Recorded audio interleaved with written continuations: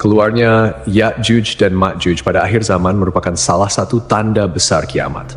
Kemunculan mereka telah disebutkan dalam Al-Quran. Hingga apabila dibukakan tembok Ya'juj dan Ma'juj, dan mereka turun dengan cepat dari seluruh tempat yang tinggi. Dan telah dekatlah kedatangan janji yang benar, hari kebangkitan. Maka tiba-tiba terbelalaklah mata orang-orang kafir. Mereka berkata, "Aduhai, celakalah kami, sesungguhnya kami adalah dalam kelalaian tentang ini. Bahkan kami adalah orang-orang yang zalim." Allah memudahkan Zulkarnain, seorang raja yang saleh, untuk membangun sebuah dinding besar agar menjadi penghalang bagi Ya'juj dan Ma'juj yang telah merusak bumi dan mengganggu manusia. Apabila waktu yang telah ditentukan tiba dan kiamat sudah dekat, dinding tersebut akan terbuka. Ya'juj dan Ma'juj akan keluar dengan cepat dalam jumlah yang sangat banyak.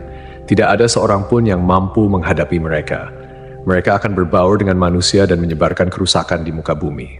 Ya'juj dan Ma'juj adalah kata yang terdapat dalam Al-Quran dan ditafsirkan sebagai kaum yang membuat kerusakan di muka bumi.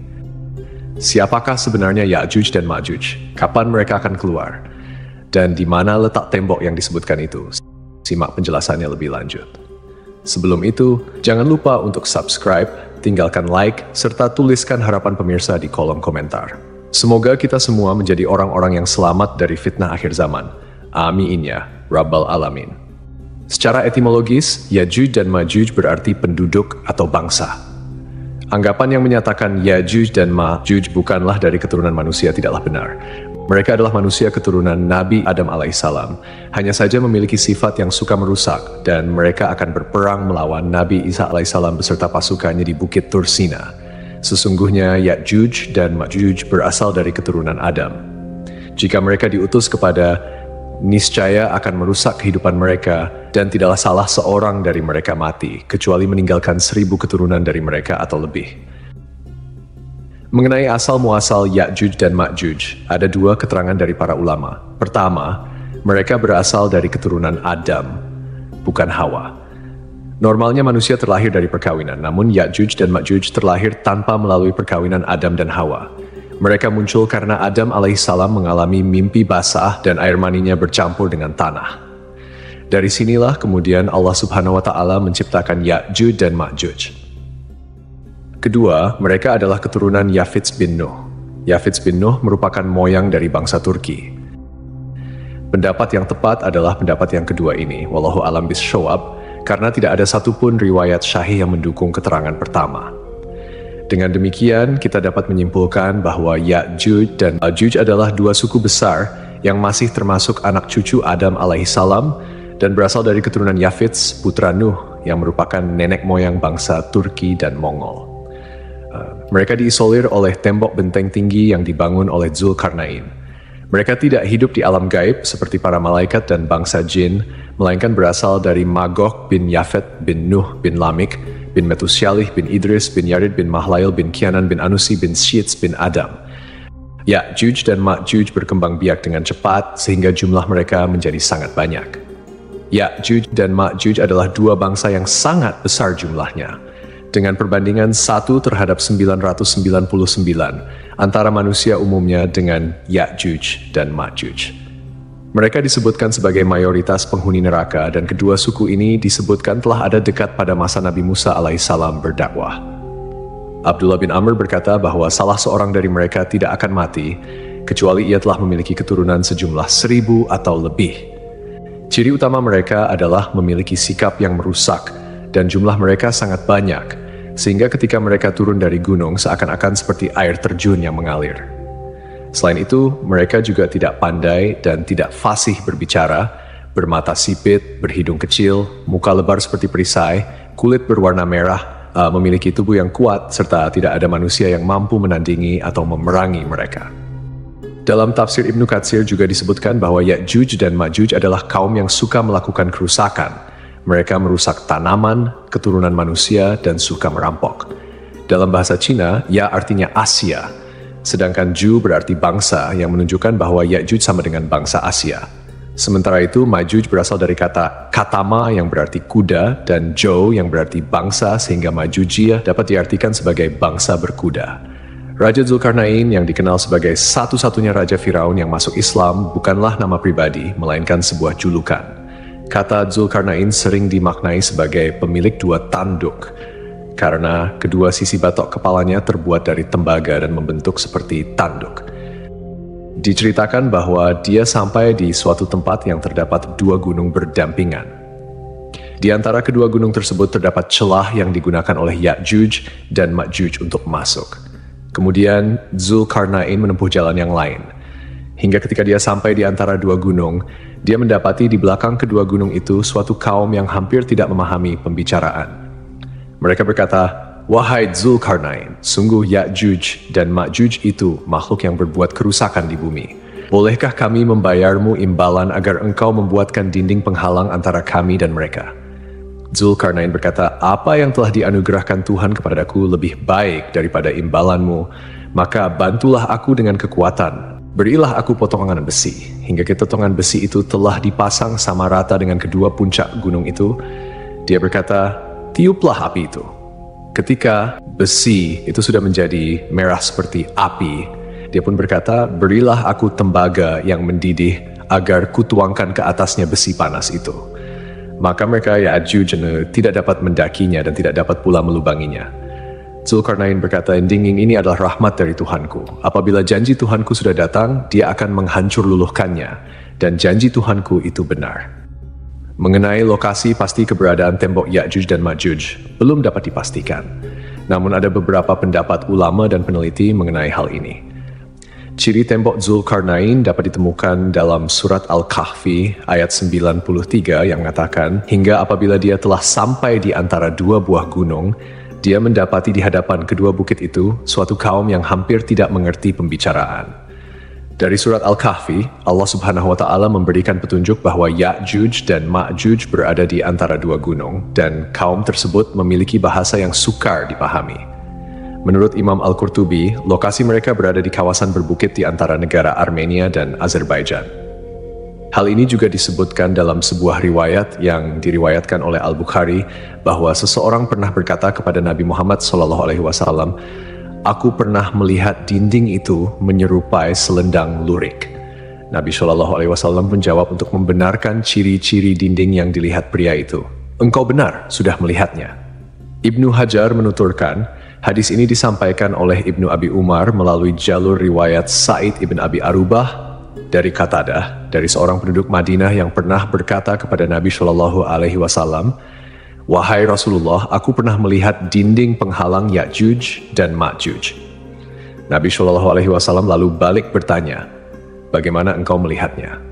Pria itu menjawab, "Seperti selendang lurik yang bergaris-garis merah dan hitam." Nabi benarkan pernyataan pria itu. "Engkau benar sudah melihatnya." Menurut Profesor Dr. Shamdi bin Hamzah Abu Zaid, Ya'juj Ma'juj akan muncul di Asia. Hiao Enxiang, seorang pengembara Cina, pernah melewati pintu berlapis besi itu dalam perjalanannya ke India pada abad ke-7. Tidak jauh dari sana ada sebuah danau yang dinamakan Iskandarkul. Salam, salah seorang staf peneliti dari Kekhalifahan Abbasiyah yang dipimpin oleh Al-Zakbillah, juga menyatakan bahwa lokasi ini berada di Asia Tengah. Pada tahun 842 Masehi, Khalifah Abbasiyah Al-Watsikbillah bermimpi bahwa dinding pembatas yang mengurung kedua suku itu hancur. Karena mimpi itulah ia mengutus sebuah tim ekspedisi yang dipimpin oleh Salam untuk mengetahui keadaan dinding itu dan lokasinya. Al-Watsik menginstruksikan Salam untuk mencari tahu tentang tembok itu. Saat itu Salam ditemani 50 orang. Penelitian tersebut memakan biaya besar. Disebutkan dalam Nuzhat Al-Musitak, buku geografi karya Al-Idrisi, bahwa Al-Watsik mengeluarkan biaya 5.000 dinar untuk penelitian ini. Mereka masih mendapati gerbang di antara gunung selebar 137 meter, dan kolom besar di kiri kanan terbuat dari balok-balok besi yang dicor dengan cairan tembaga, tempat bergantung daun pintu raksasa. Kisah lain menyebutkan Salam melihat pegunungan yang terpisah oleh lembah. Luas lembah sekitar 150 meter, dan lembah ini tutup tembok berpintu besi sekitar 50 meter. Al-Idrisi juga menceritakan bahwa menurut cerita Salam, penduduk di sekitar pegunungan biasanya memukul kunci pintu besi 3 kali dalam sehari. Setelah itu, mereka menempelkan telinganya ke pintu untuk mendengarkan reaksi dari dalam pintu. Ternyata, mereka mendengar gema teriakan dari dalam. Hal itu menunjukkan bahwa di dalam pintu betul-betul ada makhluk jenis manusia yang konon Ya'juj dan Ma'juj itu. Dalam bukunya, Al-Sharif Al-Idrisi juga menuturkan bahwa Salam pernah bertanya kepada penduduk sekitar pegunungan, apakah ada yang pernah melihat Ya'juj dan Ma'juj. Mereka mengaku pernah melihat gerombolan orang di atas tembok penutup. Lalu angin badai bertiup melemparkan mereka. Penduduk di situ melihat tubuh mereka sangat kecil. Setelah itu, Salam pulang melalui Taras, Kazakhstan, kemudian Samarkand, Uzbekistan, lalu kota Rey, Iran, dan kembali ke istana Al-Watzik di Suraman Ra'a, Irak. Ia kemudian menceritakan dengan detail hasil penelitiannya kepada Khalifah. Ibnu Battuta menuturkan dalam kitab Rahlat Ibnu Battuta bahwa pegunungan Ya'juj dan Ma'juj berada sekitar perjalanan 6 hari dari Cina.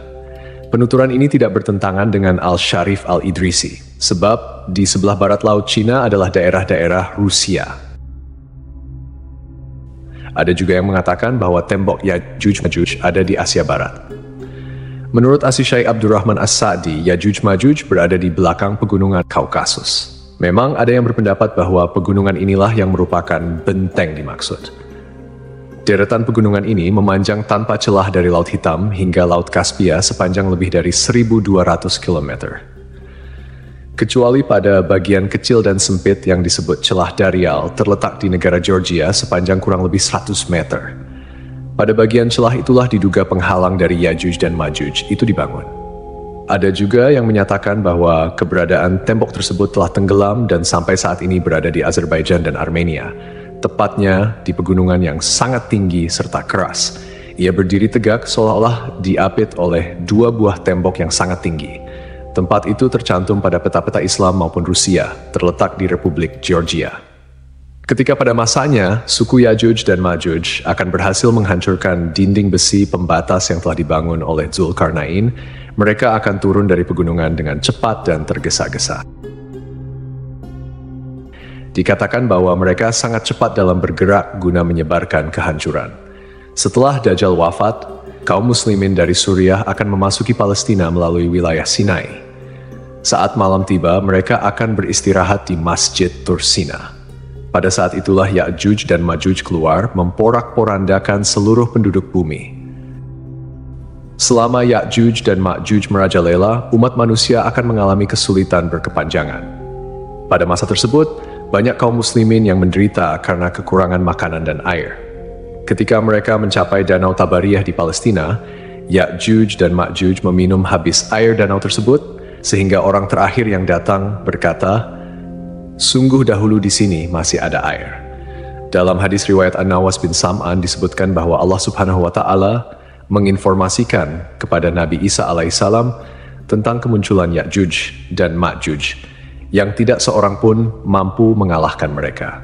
Allah Subhanahu wa Ta'ala kemudian memerintahkan Nabi Isa alaihissalam untuk membawa kaum muslimin mengungsi ke Gunung Tur agar terlindungi dari kerusakan yang dibawanya. Di Gunung Tur, kaum muslimin yang bersama Nabi Isa alaihissalam semakin lama semakin kehabisan makanan. Tidak mungkin bagi mereka turun dari gunung karena selain tidak ada makanan, mereka khawatir akan bertemu dengan Ya'juj dan Ma'juj. Akhirnya mereka memohon pertolongan kepada Allah Subhanahu wa Ta'ala dan Nabi Isa alaihissalam bersama kaum muslimin berdoa agar Ya'juj dan Ma'juj dimusnahkan. Allah Subhanahu wa Ta'ala kemudian mengirimkan ulat-ulat yang banyak sekali yang menggerogoti leher Ya'juj dan Ma'juj. Dan ketika waktu subuh tiba, Ya'juj dan Ma'juj pun lenyap tanpa tersisa. Pada saat itu, Nabi Isa alaihissalam berkata kepada kaum muslimin, "Siapa di antara kalian yang mau memastikan bahwa Ya'juj dan Ma'juj telah tiada?" Maka seorang yang siap mati syahid keluar dan mengucapkan takbir, "Allahu Akbar, Ya'juj dan Ma'juj telah berakhir, kita menang." Nabi Isa alaihissalam dan semua kaum muslimin pun keluar. Inilah fitnah akhir zaman terakhir yang tidak dapat diatasi oleh siapapun, termasuk Nabi Isa alaihissalam dan Imam Mahdi. Setelah itu, Nabi Isa alaihissalam dan para sahabatnya turun dari gunung dan mendapati bumi penuh dengan bau busuk serta bangkai Ya'juj dan Ma'juj. Nabi Isa alaihissalam lalu memohon kepada Allah Subhanahu wa Ta'ala untuk membersihkan bumi dari bangkai tersebut. Allah Subhanahu wa Ta'ala kemudian mengutus burung-burung berleher panjang seperti unta untuk membawa bangkai-bangkai tersebut ke tempat yang dikehendakinya. Dalam riwayat lain disebutkan bahwa bangkai-bangkai Ya'juj dan Ma'juj dibuang di tengah samudera dan dimakan oleh ikan-ikan yang akhirnya menjadi gemuk karena belum pernah menemukan daging sebanyak itu. Nabi Isa alaihissalam dan kaum muslimin kemudian berdoa lagi kepada Allah Subhanahu wa Ta'ala untuk membersihkan permukaan bumi dari bau dan kotoran Ya'juj dan Ma'juj. Allah Subhanahu wa Ta'ala lalu menurunkan hujan lebat yang membasuh seluruh kotoran mereka dari muka bumi hingga tanah menjadi bersih kembali. Sebagian mufasir mengatakan bahwa bau busuk dari kotoran Ya'juj dan Ma'juj membutuhkan waktu hingga 7 tahun untuk hilang sepenuhnya. Setelah Ya'juj dan Ma'juj dimusnahkan, kehidupan kaum muslimin di bawah kepemimpinan Nabi Isa alaihissalam semakin baik. Mereka hidup dalam kedamaian, keamanan, dan kebahagiaan dengan rezeki yang melimpah. Allah Subhanahu wa Ta'ala memberkati mereka hingga seekor unta bunting cukup untuk mengenyangkan sekumpulan orang, dan bahkan satu buah kurma mampu mengenyangkan seseorang. Pada masa ini, Nabi Isa alaihissalam menjalankan syariat yang dibawa oleh Rasulullah Shallallahu alaihi wasallam dalam menata kehidupan masyarakat. Banyak orang kafir yang masuk Islam setelah menyaksikan keindahan ajaran tersebut. Di mana-mana terlihat kedamaian dan persatuan. Kejahatan jarang terjadi, dan seluruh umat bersatu dalam pengabdian kepada Allah Subhanahu wa Ta'ala. Namun masa ini berlangsung singkat. Di akhir masa Nabi Isa alaihissalam, Allah Subhanahu wa Ta'ala akan mengirimkan angin lembut dari arah Yaman. Angin ini akan menyentuh setiap orang beriman dan muslim, dan melalui angin ini Allah Subhanahu wa Ta'ala mengambil nyawa mereka. Setelah itu, yang tersisa hanyalah orang-orang jahat yang hidup tanpa akhlak dan rasa malu, bagaikan binatang. Di masa itulah kiamat akan tiba.